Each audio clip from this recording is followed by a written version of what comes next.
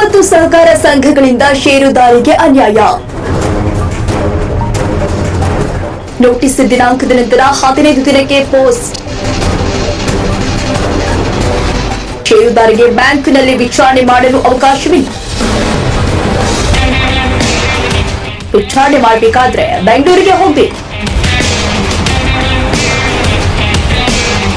ಷೇರುದಾರರಿಗೆ ಮಾತ್ರ ಸಹಕಾರ ಸಂಘಗಳ ನಿಯಮ. ಬ್ಯಾಂಕ್ ಮತ್ತು ಸಹಕಾರಿ ಸಂಘಗಳಿಗೆ ಸಹಕಾರ ಸಂಘಗಳ ನಿಯಮ ಅನ್ವಯವಾಗುತ್ತಿಲ್ಲ.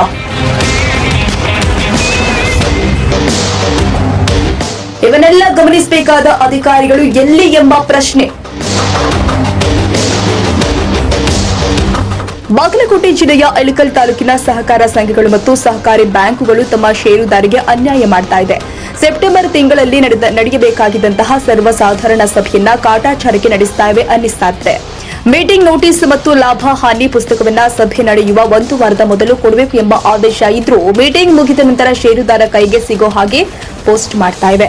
ಸಭೆಗೆ ಹಾಜರಾಗದ ಸದಸ್ಯರ ಮತ ಹಕ್ಕನ್ನ ಕಸಿದುಕೊಳ್ಳುವ ಪತ್ರನಾದ್ರೂ ಸರಿಯಾಗಿ ನೀಡುವುದನ್ನ ಬಿಟ್ಟು ಅದು ಕೂಡ ನೋಟಿಸ್ ದಿನಾಂಕದ ನಂತರ 15 ದಿನಕ್ಕೆ ಪೋಸ್ಟ್ ಮಾಡ್ತಾರೆ. ಇದು ಒಂದು ಬ್ಯಾಂಕ್ ಕಥೆಯಲ್ಲ, ಇದು ಹಲವಾರು ಬ್ಯಾಂಕ್ನಲ್ಲಿ ಹೀಗೆ ಮಾಡ್ತಾರೆ ಎಂಬ ಷೇರುದಾರ ಅಭಿಪ್ರಾಯ.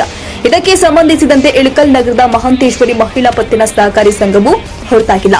ಈ ಸಂಘದ ಷೇರುದಾರರು ಆದ ಶಾಂತಬಾಯಿ ಉದಯ್ ಕುಮಾರ್ ವದ್ದಿ ಎಂಬುವರು ಕಳೆದ 5 ವರ್ಷದ ಮಹಾಸಭೆಗಳ ಪೈಕಿ ಕನಿಷ್ಠ 2 ವಾರ್ಷಿಕ ಮಹಾಸಭೆಗೆ ಹಾಜರಾಗಬೇಕಾಗಿತ್ತು. ಆದರೆ ಅವರಿಗೆ ಸರಿಯಾದ ಸಮಯಕ್ಕೆ ವಾರ್ಷಿಕ ಮಹಾಸಭೆಯ ಮಾಹಿತಿ ಸಿಗದ ಕಾರಣ ಅವರು ಹಾಜರಾಗಿಲ್ಲ.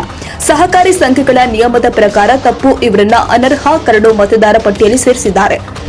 ಇವರು ತಪ್ಪು ಮಾಡಿದ್ದಕ್ಕೆ ಇವರನ್ನ ಅನರ್ಹ ಕರಡು ಮತದಾರ ಪಟ್ಟಿಗೆ ಸೇರಿಸಿದ್ದಾರೆ, ಒಪ್ಪಿಕೊಳ್ಳೋಣ. ಆದರೆ ಸರಿಯಾದ ಸಮಯಕ್ಕೆ ಮಾಹಿತಿ ಕೊಡಬೇಕಾದ ಸಂಘದ ಪ್ರಧಾನ ವ್ಯವಸ್ಥಾಪಕರಿಗೆ ಹಾಗೂ ನಿಗಾ ವಹಿಸಬೇಕಾದ ಆಡಳಿತ ಮಂಡಳಿಯ ಸದಸ್ಯರಿಗೆ ಯಾವ ಮಾನದಂಡ ಇಲ್ವಾ? ಶಾಂತಬಾಯಿ ಉದಯ್ ಕುಮಾರ್ ವದ್ದಿ ಇವರನ್ನ ಅನರ್ಹ ಕರಡು ಮತದಾರ ಪಟ್ಟಿಗೆ ಸೇರಿಸಿರುವ ನೋಟಿಸ್ ಕೂಡ 15 ದಿನಗಳ ನಂತರ ತಲುಪಿದೆ. ಪ್ರಧಾನ ವ್ಯವಸ್ಥಾಪಕರಿಗೆ ವಿಚಾರಣೆ ಮಾಡಿದಾಗ ನಾವು ಕೂಡ ಏನೂ ಮಾಡಲು ಸಾಧ್ಯವಿಲ್ಲ. ನೀವು ಬೆಂಗಳೂರಿನ ಸಹಕಾರ ಸಂಘಗಳ ಜಂಟಿ ನಿಬಂಧಕರು ಸಹಕಾರಿ ಚುನಾವಣಾ ಪ್ರಾಧಿಕಾರದ ಅಧಿಕಾರಿಗಳಿಗೆ ಭೇಟಿಯಾಗಲು ಸೂಚಿಸುತ್ತಾರೆ.